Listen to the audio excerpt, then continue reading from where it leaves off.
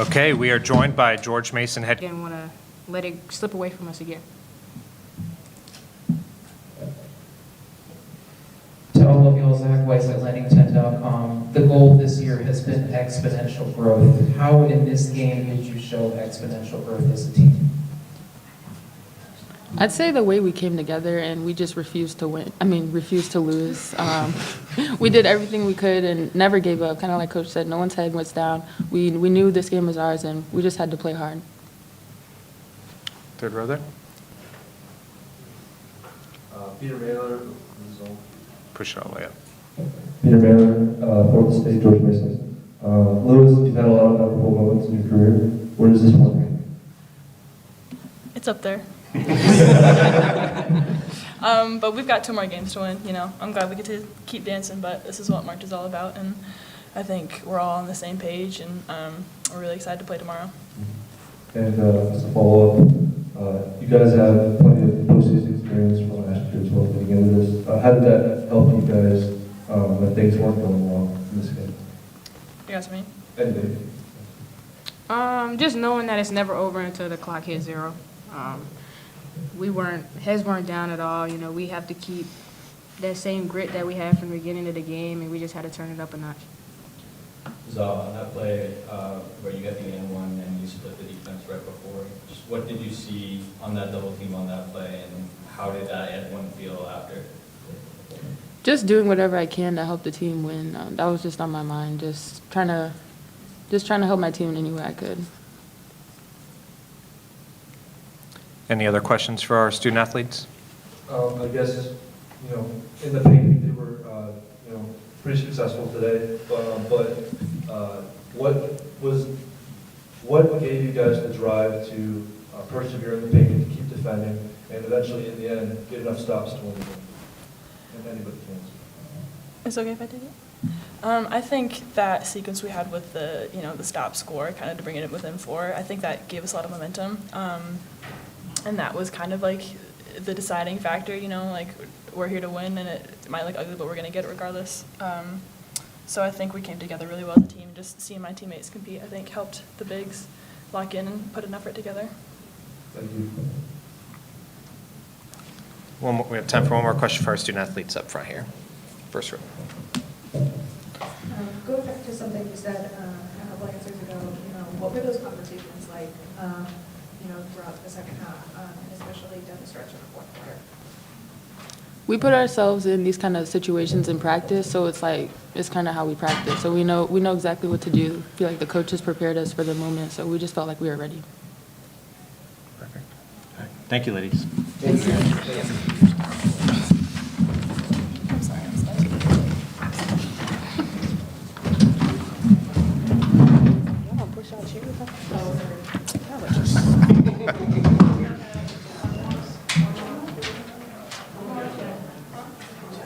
All right, we'll now open it up to questions for Coach Blair Lewis.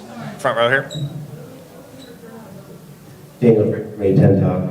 Coach, you've talked throughout the season about this team's resiliency and their just refusal to quit and to lose. How does this moment embody that for you? I just think that, when people want to know how that shows up, this is the example of that. That, the whole game, coming in as a high seed, co-regular season champs, all of that, all of those nerves could have got to them. But, I give it up for Dayton. They had a great game plan. They played extremely hard. Tamika has done an amazing job with that team. They came off of a great win last night, and they were just high-spirited. And, sometimes those are the toughest teams to play because they really have nothing to lose, right? So I really, my hat's off to the Dayton Flyers as well. But I think where it shows up is that this is the example of, just never quitting, never giving up. And what I was really most proud of is how all the girls supported each other, even in some tough moments when Mary missed the free throws, and she's a 90% free throw shooter. MJ was the first one to go out there and grab her chin, keep your head up. It was just moments like that where I knew we were never out of it because they were always going to be in it for each other. Natalie Hubbard with the Night Basketball. Going off of that, what does it mean to you as a coach to see your players, take that initiative to pick each other up and have each other keep going, so it's not all on the coaching staff? Well, that's the spirit of what we operate in. It's an Ubuntu spirit, like I am, therefore we are. And to see that on display, it's easy to be that when things are good, you're up 20. But when you're being tested, that's when that shows up. And I was just really proud, I think the entire coaching staff, that the huddle, if you could hear the huddle, it was barely the coaches talking. They were talking to each other. Coach, in those final 3 minutes especially, it felt like, a game of blows between two tough opponents. When Lear makes that final basket at the end of the game, or at the end of regulation, what did you tell your players, and what was the game plan moving forward after that? Well, we had another possession. We put the ball in Za's hands. She had a good look, didn't make it. We got five more minutes to win the game. Thank you. Coach, for you, was there a specific turning point in the game? I know there's just a lot of moments that people can point to, but what was that moment for you? I think the last 2:39 when we pressed and we were able to come up with some steals and, got to the hole, finished. I got pushed. She got to the line. We connected on all 4 of those points, and I just think that just gave them, another boost of energy. And it's like our defense woke up. We were getting rebounds and stops, but then, Ken was like a one-man show in that moment. She was just coming off screens, and she was just not to be denied. We'll go on the back here, and then I'll get you, Zach. Coach, they scored 85. You guys have been, your defense has been kind of your backbone all year long. Was there something that they were doing with their pick and roll, with you guys switching on that was giving you problems today? Was it different than when you just played them up there a couple weeks ago? What was it that allowed them to get comfortable offensively against you guys today? Yeah, I think there was a lot of miscommunication between our guards and how we wanted to switch and guard those actions. And then it gave them an opportunity to post up a smaller guard when we did switch in the paint, which we gave up 46 points in the paint, which is typically not what we want to do. So, yeah, that action. And I think for us, they were really just thinking about not letting them get to their strong hand when in March, maybe both hands are strong, So I think that we kind of overcommitted on some of those, and some of that conversation, not to let them go right, but they were going left. And, I just think it was a lot of miscommunication. I'm glad this game's over. We'll go to Zach first, please, in the blue.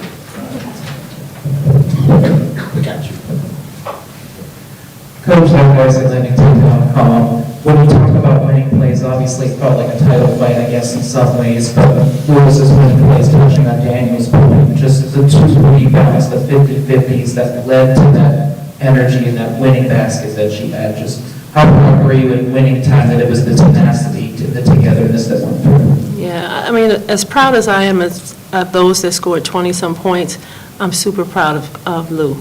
Like, Lou sacrifices those moments offensively to be a defensive player for us, and she still can score. Like, I think that sometimes when you're recruiting, we're like, okay, how many offensive weapons do you need? Because there's one ball. And there have been a lot of players on this team that have sacrificed, hey, I'll give up that scoring for whatever the team needs. So for Lou to end up with that shot, that last shot, second shot to win the game, I'm super proud of her. You mentioned being glad this game is over. What will you take from this game and kind of move forward into your preparations? Can't even calculate the hours right now, but before the 1:30 game tomorrow. Just the resiliency. We know whoever wins tonight, that it's going to be another heavyweight bout. Like, the A-10 has amazing teams. It's going to be competitive, and it's March. And it's free right now. Everybody can go for this. It's a 3-game, tournament instead of a 18-game season. So it's a whole different concept when you go into it. It doesn't matter what happened in the regular season. It's what happens tomorrow. And so I was really proud of the resiliency of these ladies.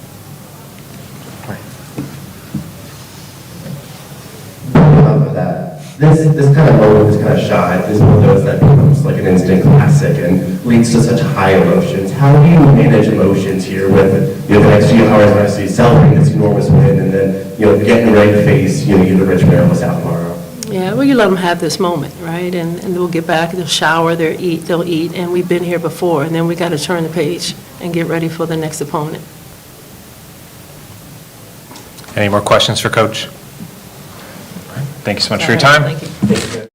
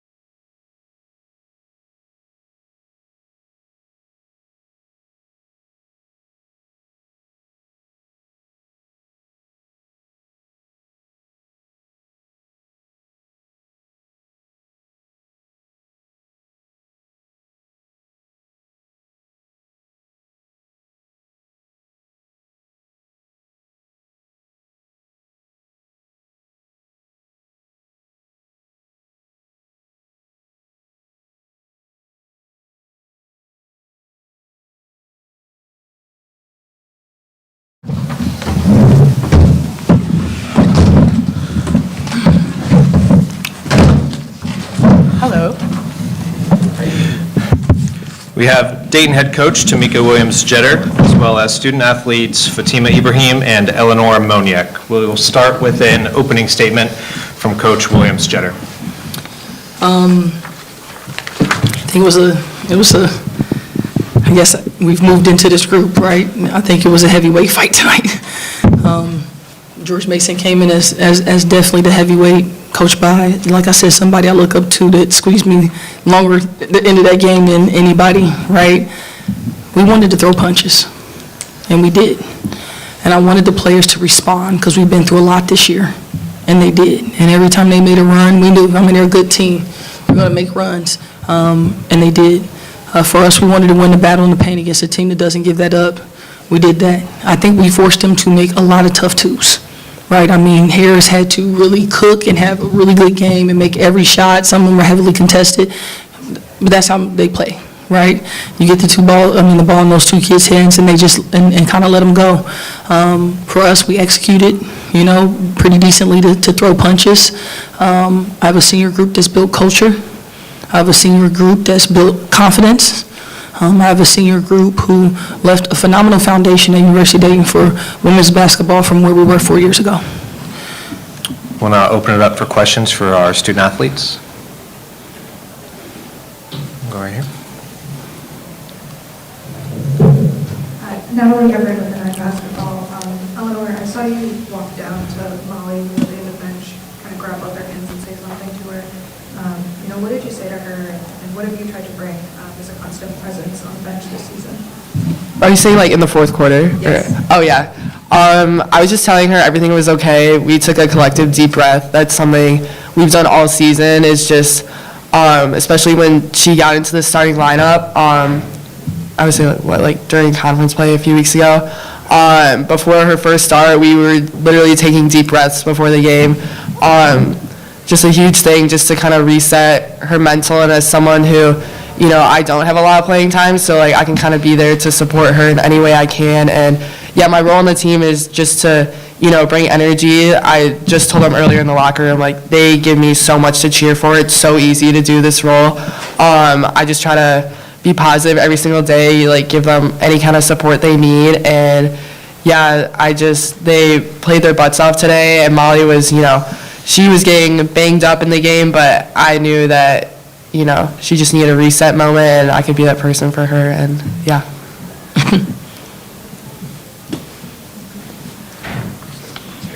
Another good outfit today, Zach. Appreciate it, maybe. Zach Weiss at INT.com. It's a simple question, but the way it is, but just how proud are you of this team and these ladies? And just what they were able to overcome. They took lefts, they took rights, but they definitely threw some others too. I would say I'm so proud of this group. it's not easy to go up against the reigning A10 champions, and we were ready to just swing left and right, anything we could do to take them down. Like Coach Meek said, like the shots they were making were so unbelievably tough. Like we were playing amazing defense. This girl next to me, I think, got 1 million rebounds, and I'm so proud of them. Like 1 through 13, everybody, played their role as best they could, and that's really all you can ask for.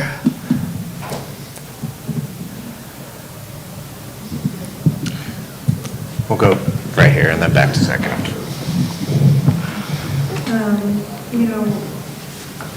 For either or both of you, how have you seen the team grow from your time over the summer and the start of the season to now?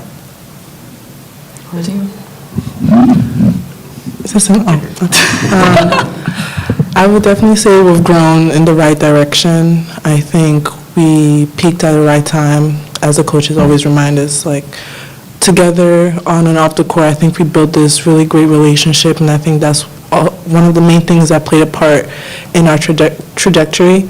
And I'm really proud of this team. I feel like we left everything on the floor tonight, and it's just like more to build off of in the off season. Good answer. Try to go for 2 good answers, Fatima. Just what was it like down there in those blocks, just battling, just getting the best of that team? I think playing against this team ignites something within me. It's really hard to battle down there and try and get offensive rebounds all the time, but it's really a mental thing, I would say. It's just who wants it more, who wants to play tough, and I think that me personally, I left everything on the floor tonight, and I think I would say the same thing for my teammates, so yeah. Any other questions for our student athletes? All right, Fatima, Eleanor, thank you very much. Thank you. Thank you. Go Flyers. Go Flyers.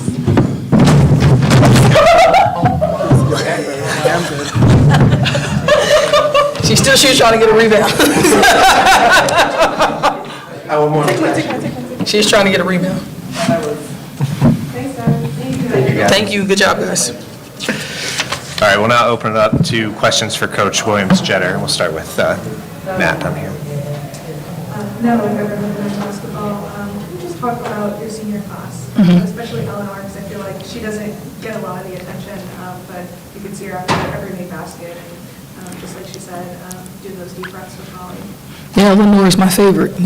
Parents aren't supposed to have favorites, but she's mine, and the team knows it. The kid's been here for 4 years, and she wakes up early just like everybody else, and she lifts, and she goes at them hard in practice every day. She's good enough to practice, and she's one of those kids who just shows the spirit of someone really impacting and taking full advantage of everything there is on the college campus.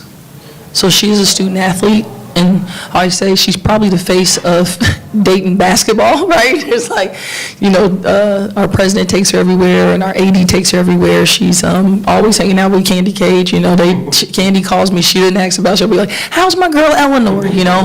She's the kid that leaves you breathless. She has great impact. Her teammates respect her. She's grateful. And she's 100% a kid that was 10 toes in for 4 years. And we had some dark years. You got to remember, 4 years ago, we won 5 games. So it was easy for her now to transfer, or her to be like, hey, I'm just a really, really smart kid. I can just go be a student at Dayton and enjoy my experience. But no, she hunts it. And to really explain who Eleanor is, she had a physics exam last week. We had 5 minutes left in practice. No, she had 5 minutes that she could practice because she had to leave early. And I go, hey, Eleanor, I'm calling a timeout. You got 5 minutes, just go ahead and go take your physics test. Good luck. She was like, well, the timeout's only 2 minutes, coach. So it means I can stay for 3 more. And didn't even break a smile, and turned over, did the timeout, maybe got a minute of practice, and then hit the restroom. So if you want to know who Eleanor is, she's a kid that maximized everything at Dayton. Dan? Coach, last night you spoke, I didn't want to get to talk. Last night you spoke about wanting to close the gap with George Mason. You closed them from 15 to 10, and tonight you you certainly close out a heck of a lot more. How proud are you of this team and just closing this gap even further moving forward for the next season? It's huge for us. You know, there's a lot of ways to build back up a program. And being at the Power 4 level, majority of my time outside of my playing time, because I went to mid-major, you want to build it the right way. And the right way sometimes is a little slow. Every year you have to chase something new. Now I could have, brought in some boneheads and won right away. It's also a way you can go, but our foundation is good. I don't worry about culture in this team. We had the highest GPA in UD women's basketball history with some of the best majors that our program has ever seen. My kids don't get in trouble. They stress out when, they rather come home. We go play LaSalle. They rather come home, go to class 2 days, and then fly back out to St. Joe's. But one thing about it, they always give. They're grateful. They're high character kids. I challenge them and run them more for character. So I'm not surprised we're where we are right now, because we built it the right way, with the right people, like Eleanor. Give to Zach, please. Thank you. That's how I feel right now, Zach. I saw you sitting on the other side. Your hair started to raise up as the game went on. Yeah, well, those are great people from the camera. Following up to Daniel's question, just validation with what we're going through with this program going in, just how validating is today, and how much of today is a snapshot of what you wanted to do? Of course you want to beat, win tonight. But that, Vanessa used to beat us by 30, 40, she's a great coach, somebody I really respect. We have Aaron in this conference, people who've gone out and beat Powers. We have Tammy, L down to Davis, and Cindy, who's been doing it for, as long as I've about been alive. I remember she played with Dale Hodges and Debbie Black. Some of you guys don't know who that is, but I had to, because it was under Jim Foster and Gino. So I know those names, and when I go in those buildings, I know. So to be in a conference and be a young coach, and for it really to be, one of the newer coaches, that this was my first head job. I get to learn from some of the best coaches in America, to me, because every day I see something different. So you always want more.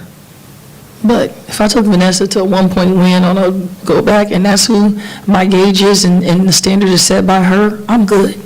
She gives me a hug that long and says how proud she is of me after the game. Before you're like, look, now you know what I always say, But I have great coaches. I see something different every day in this conference. It has made me a better coach.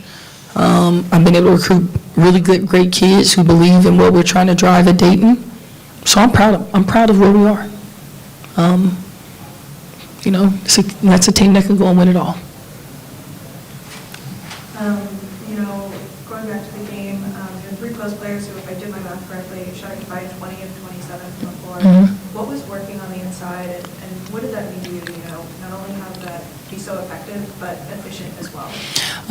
I think for us, we know sometimes, I don't want to say stores, they switch on some ball screens. Sometimes we can really hang them up, and Howa is such a great defender. Honestly, she's, outside of 11, she's probably their second best on-ball defender. I mean, that kid is tenacious, right? And so they're very happy with her if she can get in front of our guards. And what we tried to do was challenge her in games before, first game, and she just locks you up. Then she turns around and gets a rebound. So what we did was to keep them a little off kilter, like we wanted to bounce it, but we also wanted to kick it out. That's why we opened up for threes, because they like to jam on the back end. So we let them jam our bigs, kick out for threes. Now they stay, hit the bigs for the roll. Right? Now they want to connect. Now that's when we open it up and drive. So it's kind of like a maturation. Every time I saw her do that, boom, I made the change, So the bigs were a big part of that, because then Walton got in foul trouble. So every time I saw that, we were going in. Now there were a couple of times we didn't read the skip pass. Fatima's cooking.